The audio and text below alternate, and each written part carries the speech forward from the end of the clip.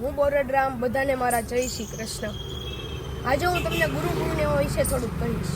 गुल खिले गुलशन खिले और खिले गुलदस्ते, गुल खिले गुलशन खिले और खिले गुलदस्ते।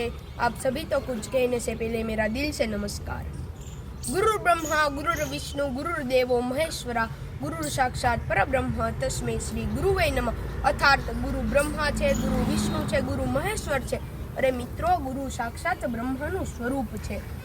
ગુરુ અષાઢ મહિનાની પૂર્ણિમાને ગુરુ પૂર્ણિમા કહેવામાં આવે છે। આ વર્ષે અષાઢ મહિનાના શુક્લ પક્ષના 10 જુલાઈના રોજ ગુરુ પૂર્ણિમા આવે છે। આ દિવસ ગુરુની પૂજા કરવાનું વિધાન છે। આ દિવસથી સતત 4 મહિના સુધી સાધુ સંતો અને ઋષિમુનિઓ એક જ સ્થળે બેસીને પોતાની પાસે રહેલી જ્ઞાન ગંગાને વહાવે છે।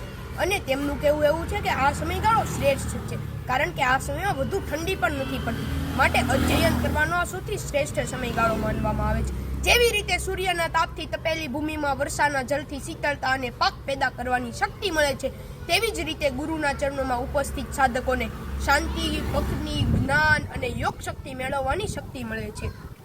મિત્રો, શાસ્ત્રોમાં પણ ગુરુનો અર્થ ખૂબ જ સારો છે।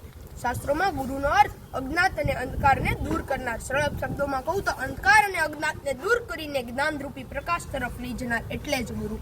ગુરુ શિષ્યનો સંબંધ સેતુ સમાન છે, પરંતુ આપણા પ્રથમ ગુરુ તો આપણા માતા પિતા હોય છે, પરંતુ ભાવિ જીવનનું નિર્માણ કરવા માટે તો ગુરુની જરૂર પડે છે। ઝાડ વિના પાન નહીં અને ગુરુ વિના જ્ઞાન નહીં। સ્વામી વિવેકાનંદ ત્યારે જ પરમાત્માને પામી શક્યા જ્યારે તેમને રામકૃષ્ણ પરમહંસના આશીર્વાદ મળ્યા। છત્રપતિ શિવાજીના જીવનમાં પણ સમર્થ રામદાસજીનો હંમેશા પ્રભાવ રહ્યો હતો।